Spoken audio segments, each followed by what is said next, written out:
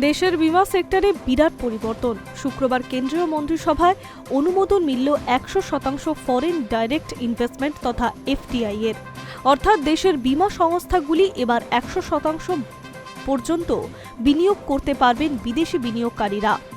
আরও বেশি পুঁজি আনা, প্রতিযোগিতার বৃদ্ধি এবং গ্রাহক পরিষেবাকেও আরও মজবুত করতেই এই পদক্ষেপ গ্রহণ করছে বলে মনে করছে ওয়াকিবহল মহলের একাংশ। আগামী সপ্তাহে 19 ডিসেম্বর সংসদে পেশ হবে এই সংক্রান্ত বিল। লোকসভার এক বুলেটিন সূত্রে এমনটাই জানা গিয়েছে। এতদিন পর্যন্ত এফডিআই এর ক্ষেত্রে সর্বোচ্চ মাত্রা ছিল 74%। এবার এক লাফে তা 26% বাড়ানো হচ্ছে। এমনই ইঙ্গিত অবশ্য আগেই দিয়েছিলেন অর্থমন্ত্রী নির্মলা সীতারামন। এই বছর পূর্ণাঙ্গ বাজেট ঘোষণার সময়ই তার মুখে শোনা গিয়েছিল এই প্রসঙ্গ, যদিও বিরোধীদের এই ধরনের পদক্ষেপের সমালোচনা করেছিলেন তখনই।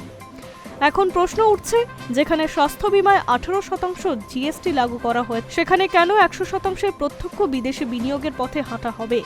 যদিও এবার সেই প্রস্তাবের মান্যতা পেল মন্ত্রিসভায়, ফলে সংসদে পেশ হবে বিলটি।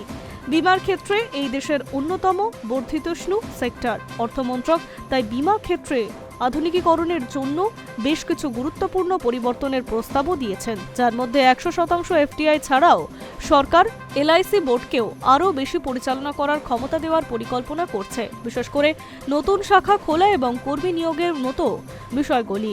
তাছাড়া 1938 সালে বিমা আইন এবং 1999 সালে আইআরডিএআই আইনে সংশোধনের প্রস্তাব করা হয়েছে। এর পাশাপাশি একটি সমন্বিত লাইসেন্স ব্যবস্থাও তৈরি করার লক্ষ্যে, যাতে বিমা সংস্থাগুলি একই ছাদের নিচে একাধিক পণ্য সরবরাহ করতে পারে। Hi news network.